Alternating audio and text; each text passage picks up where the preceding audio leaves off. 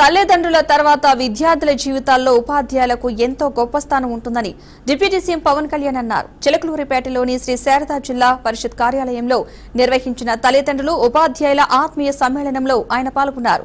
మంత్రి నారా లోకేష్ ప్రారంభించిన parents teachers meeting చాలా కీలకమైన చర్యగా పవన్ కళ్యాణ్ అభివర్ణించారు. విద్యార్థులు పాఠశాలలో ఎలా చదువుకుంటున్నారు, ఎలా ప్రవర్తిస్తున్నారు అనేది తల్లిదండ్రులు తెలుసుకోవడం అత్యంత ముఖ్యమని, అందుకే తల్లిదండ్రుల సంపూర్ణ భాగస్వామ్యం అవసరమని చెప్పారు. ఇటీవల పిఠాపురం స్కూల్లో ఇద్దరు విద్యార్థుల మధ్య జరిగిన చిన్న గొడవను కొందరు రాజకీయ ప్రయోజనాల కోసం కులరంగు పూయడానికి ప్రయత్నించారని పవన్ కళ్యాణ్ విమర్శించారు. ఇలాంటి సందర్భాల్లో తల్లిదండ్రుల బాధ్యత మరింత ముఖ్యమవుతుందని తెలిపారు. పిల్లలు మంచి భవిష్యత్ కోసం తల్లిదండ్రులు, ఉపాధ్యాయులు కలిసి పనిచేయాలని డిప్యూటీ సీఎం పిలుపునిచ్చారు. లోకేష్ గారు ఈ మెగా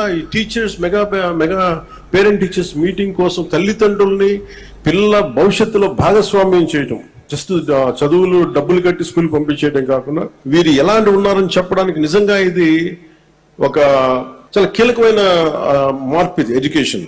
దీనివల్ల పిల్లలు ఎలా పెర్ఫార్మ్ చేస్తారు, వాళ్ళ బలాలేంటి, బలహీనతలు ఏంటి, ఇవి క్లియర్ గా తెలుసుకోగలరు.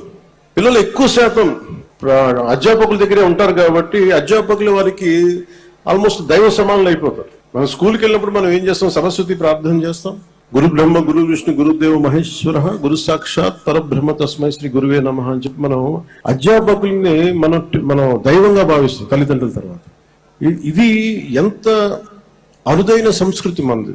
ఈ సంస్కృతిని గౌరవించుకోవడానికి దీనికి ఈ పేరెంట్ టీచర్స్ మీటింగ్ చాలా అద్భుతంగా పనిచేస్తుంది.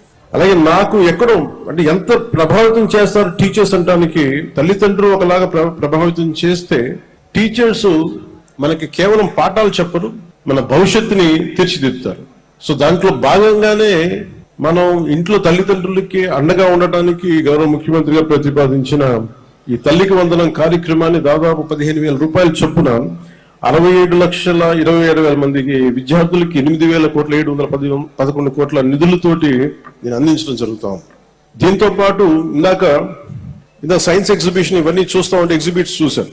అంటే విద్యార్థులు అదిగించి నేర్చుకుంది ఒక సైన్స్ ఎగ్జిబిషన్ జరుగుతూ ఉంటే మిస్ జుబేదా, మిస్ రెహానా వీళ్ళు ఫిజిక్స్ కి సంబంధించిన ఒక ఫైర్ అలారం ఎలా పనిచేస్తుంది, అలాగే ఒక డైనమో ద్వారా విద్యుత్ ఉత్పత్తి ఎలా జరుగుతుంది, ఇవన్నీ చాలా గొప్పగా వివరించారు.